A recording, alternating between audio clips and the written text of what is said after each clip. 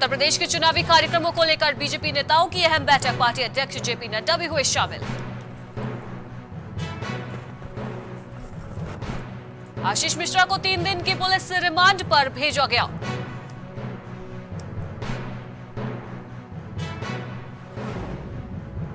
प्रधानमंत्री नरेंद्र मोदी कल G20 देशों की बैठक में वर्चुअली होंगे शामिल। अफगानिस्तान संकट पर होगी चर्चा। वरुण गांधी के रुख का शिवसेना ने किया समर्थन, कहा वो इंदिरा गांधी के पोते हैं।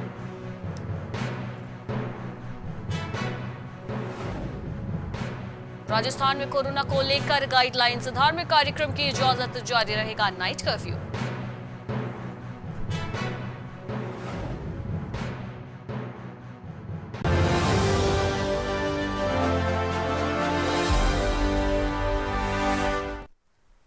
नमस्कार, पहाड़ समाचार में आपका स्वागत है। मैं हूं आपके साथ अनुष्का सिंह। 2022 चुनाव से पहले भाजपा को बड़ा झटका लगा है। भाजपा के दिग्गज नेता मंत्री ने कांग्रेस का दामन थाम लिया है। मंत्री यशपाल आर्या और उनके पुत्र नैनीताल के विधायक संजीव आर्या ने दिल्ली में आला कमान के समक्ष कांग्रेस की सदस्यता ग्रहण की। इससे खुश होकर सितारगंज में कांग्रेस कार्यकर्ताओं ने नगर के मुख्य चौराहे पर मिष्ठान का वितरण किया। इस दौरान वक्ताओं ने यशपाल और संजीव आर्या के कांग्रेस में शामिल होने से विधानसभा चुनाव में पार्टी को मजबूती होगी, ऐसी बात कही है। साथ ही यह भी कहा गया कि ऐतिहासिक विजय हासिल की जाएगी।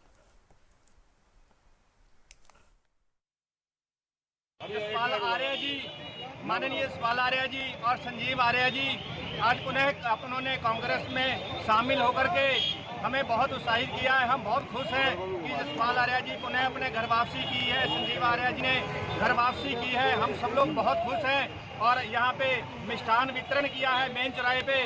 आज मिठाई खुशी की है और भाजपा सरकार की विदाई की है। आने वाले समय में कांग्रेस की सरकार हमारे यहाँ पर उत्तराखंड में आने जा रही है और भाजपा की सरकार। वहीं लक्सर के सुल्तानपुर में मुख्यमंत्री पुष्कर सिंह धामी ने एक विशाल जनसभा को संबोधित किया। विशाल जनसभा में सीएम को विधायक संजय गुप्ता को ने गदा भेंट कर उनको सम्मानित किया है।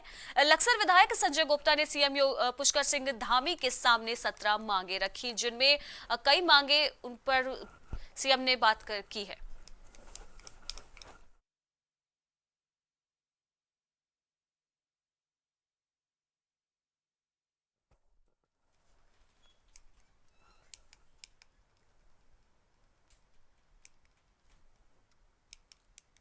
आपको बता दें कि लक्सर विधायक संजय गुप्ता ने सीएम पुष्कर सिंह धामी के सामने 17 मांगे रखी, जिनमें हरियाणा से गन्ना के भुगतान को लेकर मांग की गई। इसी के साथ इलाके में सिविल अस्पताल बनाने की मांग के साथ खेल के मैदान को भी बनवाने की अपील की गई है। वहीं सीएम धामी ने नगर पंचायत का दर्जा देने की घोषणा करते हुए नीलधारा तटबंध पर सड़क बनवाने का भी ऐलान किया है।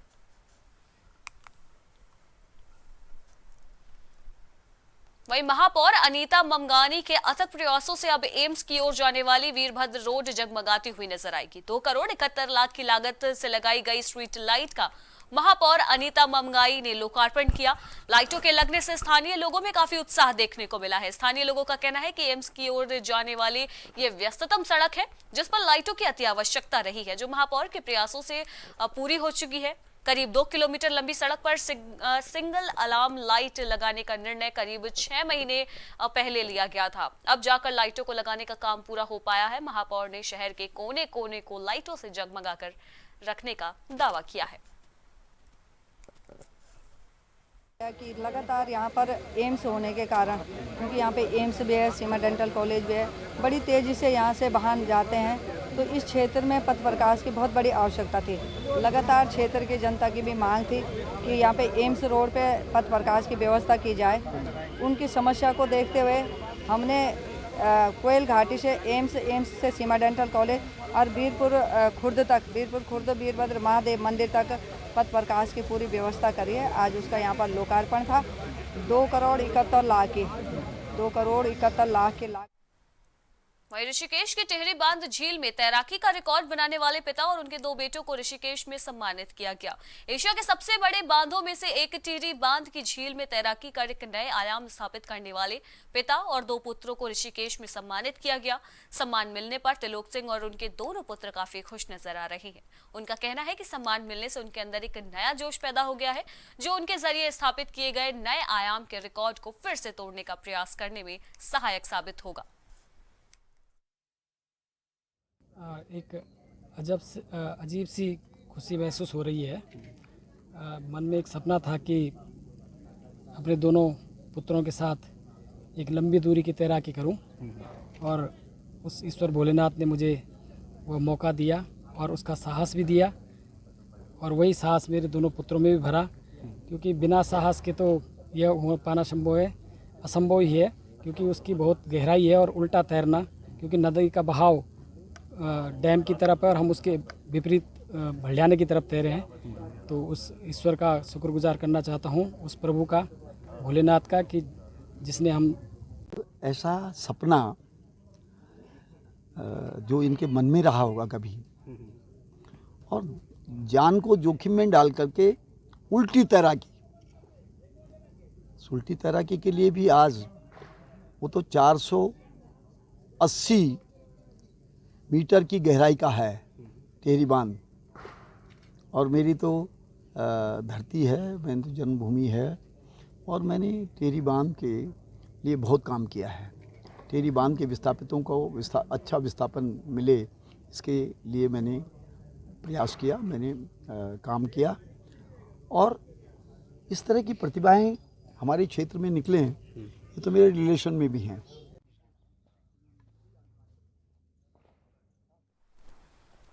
सरकारी सस्ता गल्ला विक्रेताओं ने आज अल्मोड़ा में सरकार के अन्न महोत्सव के खिलाफ विरोध जताते हुए इसे काले दिवस के रूप में मनाने का ऐलान किया। उन्होंने इस मौके पर सरकार के खिलाफ प्रदर्शन की चेतावनी दी कि जब तक उनकी मांगों को नहीं माना जाता, अपने आंदोलन पर वे अडिग रहेंगे। गल्ला विक्रेता संघ के जिलाध्यक्ष संजय शाह ने कहा कि आज हमारे हड़ताल को 1 महीना 11 दिन हो चुके हैं, लेकिन सरकार है जो मानने को तैयार नहीं है।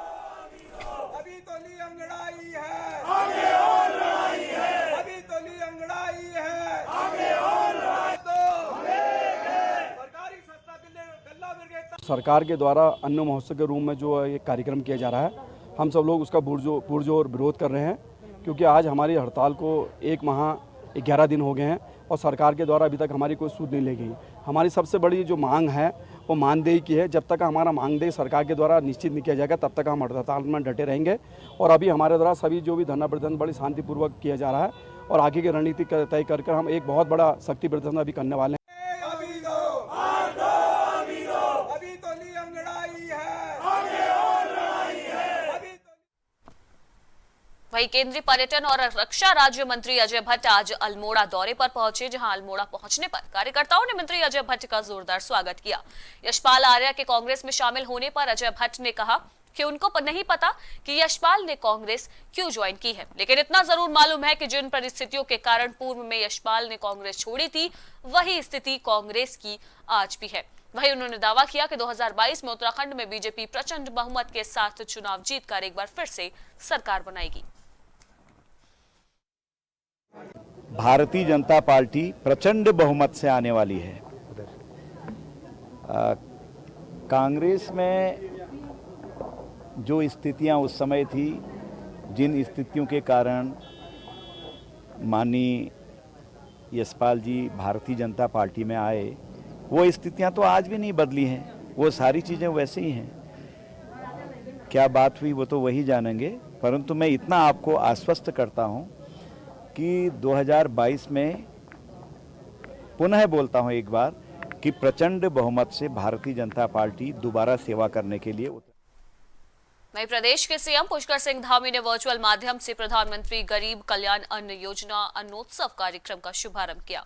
पौड़ी गढ़वाल के विभिन्न विकास खंडों में ब्लॉक प्रमुख और जनप्रतिनिधियों की अध्यक्षता में इस योजना का शुभारंभ किया गया। जनपद मुख्यालय में नए बस अड्डे, नगर पालिका अध्यक्ष यशपाल बेनाम की अध्यक्षता में कार्यक्रम आयोजित किया गया, जिसमें मुख्य अतिथि में विधायक मुकेश कोहली सहित कई लोग शामिल हुए। इस मौके पर प्रधानमंत्री गरीब कल्याण अन्न योजना अन्नोत्सव के तहत 22 अंत्योदय कार्ड धारकों को खाद्यान्न किट वितरित किए गए।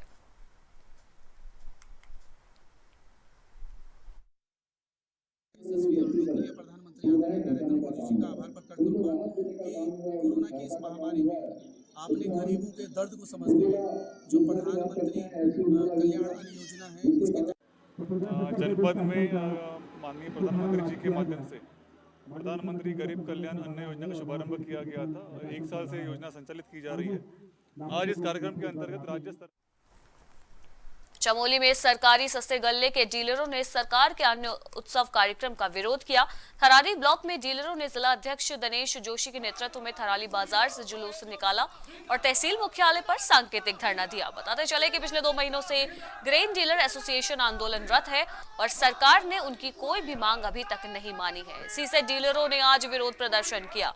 ग्रेन डीलरों का कहना है कि उनको कई सालों से किराया भाड़ा नहीं दिया गया है और उनकी प्रमुख मांगों में से एक मांग यह है कि ग्रेन डीलरों को कोई न कोई मानदेय जरूर मिलना चाहिए।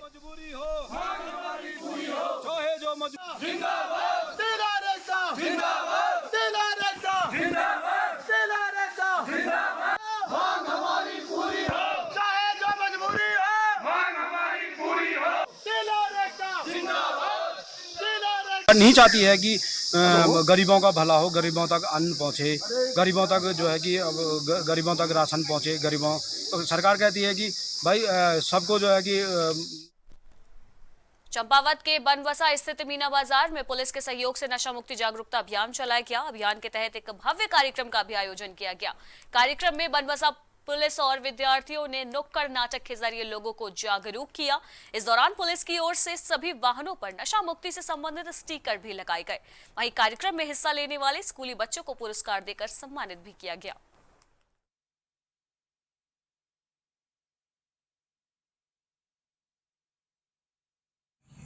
आज की हमारे समाज की बहुत बड़ी कुरीति है, जिसमें छोटे से छोटे बच्चों से लेकर बड़े से बड़े लोग, बुजुर्ग लोग बहुत बर्बाद हो रहे हैं, जिनके परिवार बर्बाद हो रहे हैं। उसमें हमारा ये प्रयास है स्टैंड इंडस्ट्री यूनिट खटीमा की तरफ से कि हम लोगों को जागरूक करें नशा के विरुद्ध।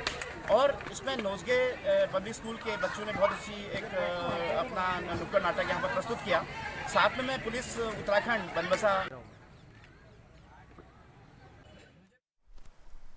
वहीं कालियर में ज्वाइंट मजिस्ट्रेट और मेलाधिकारी अंशुल सिंह ने इलाके के उर्स की व्यवस्थाओं का जायजा लिया। इस दौरान उन्होंने उर्स संबंधित चल रहे अस्थायी कामों में तेजी लाने के निर्देश विभागीय अधिकारियों को दिए। साथ ही मेलाधिकारी ने बिजली, पानी और शौचालय की समस्याओं को भी दूर करने का निर्देश दिया। इसके अलावा मेलाधिकारी अंशुल सिंह ने बताया कि उर्स में आने वाले जायरीनों को किसी भी तरीके की दिक्कतों का सामना न करना पड़े, इसके लिए तेजी के साथ व्यवस्थाओं को दुरुस्त किया जाए। उन्होंने बताया कि साबरी लंगर में अलग से रोटी बनाने के संबंध में अभी मंथन किया जाएगा। अभी दरगाह के अंदर भी पाया गया कि उतनी सफाई नहीं जितनी होनी चाहिए। दरगाह के बाहर तो थोड़ी बहुत मेहनत हुई है, तो अभी वही है कि हमें नए वर्कर्स हमें कुछ हायर करने पड़ते हैं, तो वो भी लिए जाएंगे ताकि साफ़ सफाई रख सकें। बाकी टॉयलेट का निरीक्षण गए तो पानी कई टॉयलेट्स में आ रहा है, कहीं में नहीं आ रहा है। उसमें जल संस्थान के एक्शन को बोल दिया गया है कि सुचारू रूप से पानी चालू करें। तीसरा, शुलभ में भी हमने देखा कि वहाँ कार्य चल रहा है, तो होपफुली 2 दिन में। वहीं पेट्रोल और डीजल की बढ़ती कीमतों ने आम आदमी की कमर तोड़ कर रख दी है। रुड़की में पेट्रोल की कीमतों पर लोगों का कहना है कि कांग्रेस सरकार में जिस रेट पर पेट्रोल मिलता था, भाजपा सरकार को भी उसी रेट पर पेट्रोल जनता को मुहैया कराना चाहिए। पेट्रोल की कीमत बढ़ने से ट्रांसपोर्ट में भी बढ़ोतरी हो गई है, जिससे घरेलू और खाद्य सामान भी महंगे हो चले हैं। घरेलू गैस में भी बढ़ोतरी हो चुकी है, जिससे आम आदमी की कमर टूट चुकी है। घरेलू गैस और तेल की बढ़ती कीमतों से किसान से लेकर मजदूर तबके के लोगों में हाहाकार मचा हुआ है। प्रदेश में महंगाई चरम पर है, लोगों के पास रोजगार नहीं है। लोगों ने पेट्रोल, डीजल और तेल की बढ़ती कीमतों पर नाराजगी जाहिर की है। आए दिन जो पेट्रोल पे दाम बढ़ाए जा रहे हैं, सबसे पहली बात तो जनता को समझना चाहिए कि ये जो है मोदी सरकार जो चल रही है इस समय, मुझे ऐसा लग रहा है पेट्रोल के भरोसे ही चल रही है। ठीक है ना, ये आम आदमी के लिए सरकार बनी नहीं, ये कुछ इनके अपने लोगों के लिए इन्होंने सरकार बनाई और अपना भला देखते हैं। देश के विकास कार्यों के नाम पर जितना बड़ा घोटाला ये पार्टी कर रही है, भाजपा सरकार उतनी कोई नहीं कर रही। चाहे आप अपने शहर में देख लो, प्रदेश में देख लो, देश में देख लो, कहीं पे भी देख लो, आम आदमी की तनख्वाह नहीं बढ़ी, ना मजदूर की मजदूरी बढ़ी, केवल तेल के दाम बढ़ रहे हैं, हर घर की हर चीज़ के दाम बढ़ रहे हैं। अगर कुछ सस्ता है तो इंसान सस्ता हो गया, बाकी हर चीज़ महंगी हो। सर बहुत पड़ेगा, आम जनता पे बहुत प्रभाव पड़ेगा, आम जनता पे बहुत प्रभाव पड़ेगा। उनकी जेब खाली हो रही है सर, आजकल साइकिल यूज़ करने की नौबत आ रही है।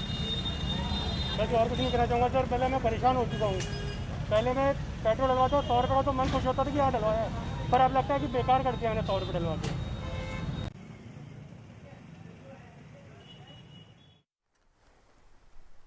रोशनाबाद में भारतीय किसान यूनियन क्रांति ने किसान और मजदूरों के उत्पीड़न को लेकर हंगामा किया। जिलाधिकारी कार्यालय पर धरना प्रदर्शन करते हुए संगठन के अध्यक्ष ने किसानों की समस्याओं को फौरन हल करने की मांग की है।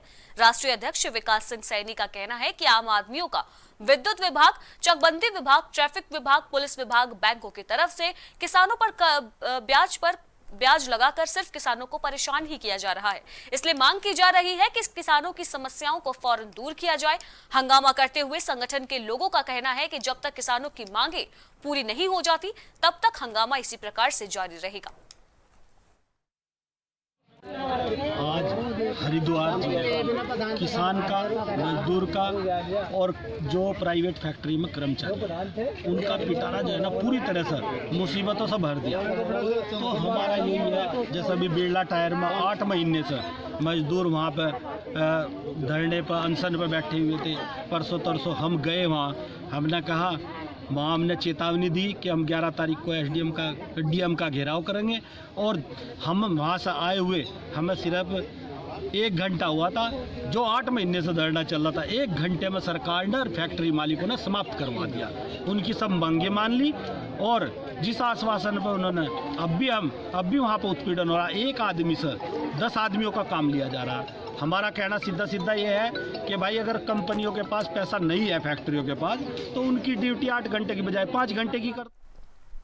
सितारगंज के नानक मत्ता में धान की बोली न लगने से नाराज किसानों ने मंडी गेट पर धरना प्रदर्शन किया और प्रशासन के खिलाफ जमकर नारेबाजी की। किसानों का कहना है कि कच्चे आड़तियों की ओर से मनमानी के रूप में धान में कटौती की जा रही है, जिससे किसानों को काफी परेशानियों का सामना इस वक्त करना पड़ रहा है। वहीं किसानों ने मांग की है कि सरकार ने जो धान खरीद के लिए मानक रखे हैं उसी के तहत किसानों के धान खरीदे जाएं।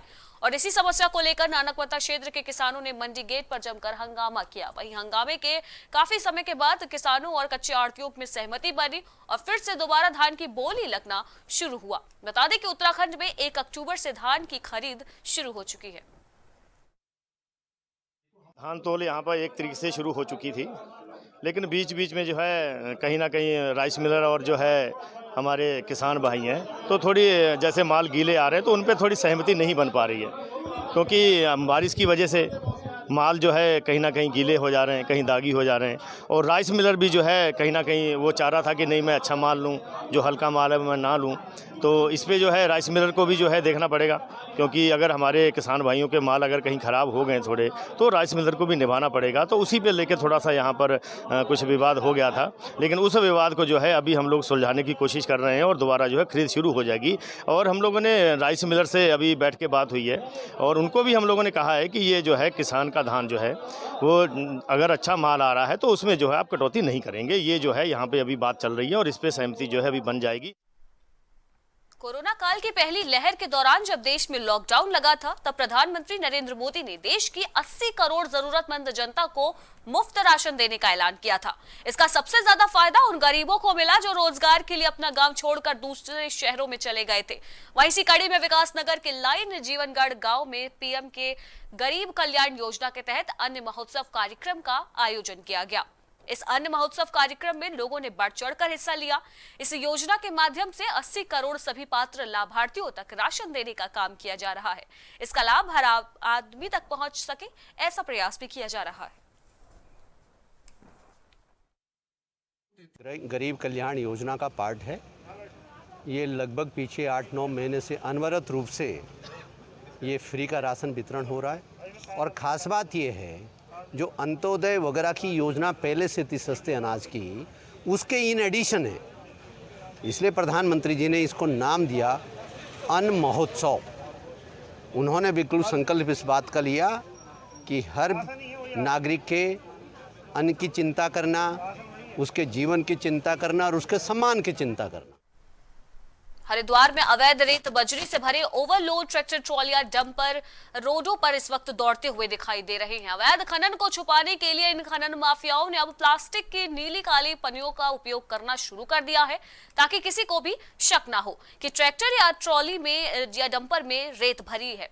खनन माफिया इन ट्रैक्टर ट्रॉलियों को बहुत तेज गति से दौड़ाते हैं। बनौरी बाजार में भीड़ भाड़ होने के कारण कई बार दुर्घटनाएं भी इसकी वजह से हो चुकी हैं, जबकि कई बार यहां पर तेज रफ्तार ट्रैक्टर हादसे का शिकार भी हो चुके हैं। लेकिन अवैध खनन का कारोबार करने वालों पर पुलिस और प्रशासन की ओर से कोई भी कार्रवाई इस वक्त नहीं की जा रही है।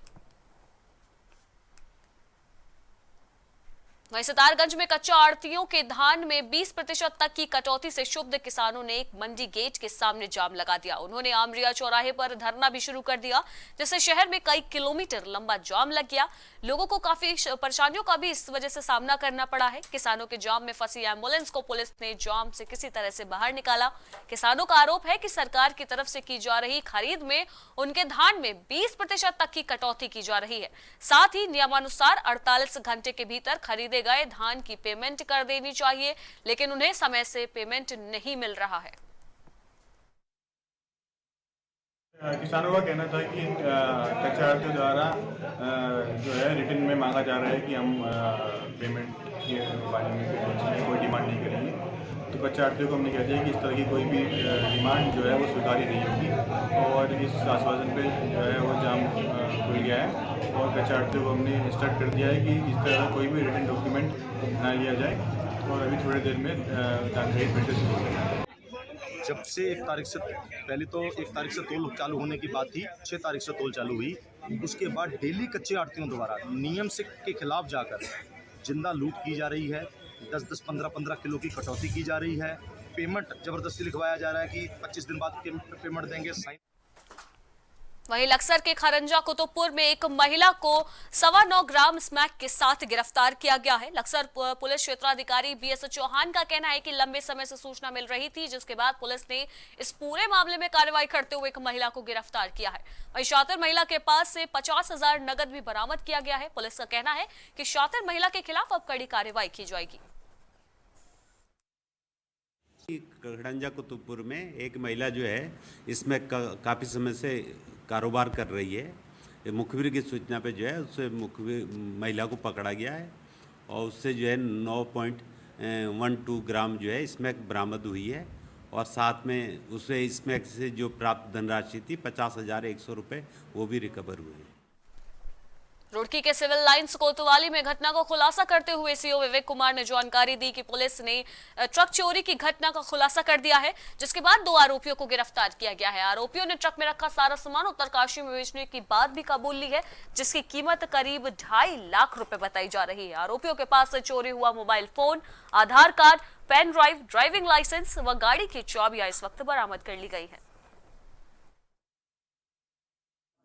ये जितेंद्र सैनी है, बंजारावाला देहरादून के रहने वाले हैं। ये एशियन पेंट जो एजेंसी है वहाँ से पेंट लोड करके अपने अशोका लेलैंड दोस्त करके गाड़ी है उसमें लेकर आ रहे थे। इसी दौरान रात को इनको रुकने का मलकपुर रुड़की में रुके थे, और 2:30 बजे के करीब इन्होंने यहाँ पे पार्क किया था। जब ये सुबह उठ के इन्होंने देखा तो इनकी गाड़ी यहाँ से किसी ने चोरी कर ली थी।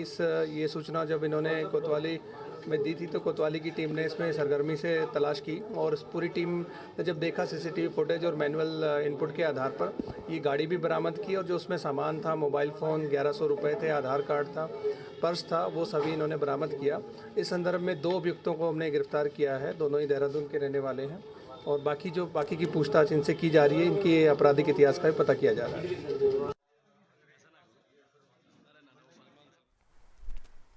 और इसी के साथ उत्तराखंड की खबरों में फिलहाल इतना ही। देश दुनिया की बाकी की तमाम खबरों के लिए आप बने रहिए प्राइम टीवी के साथ। नमस्कार।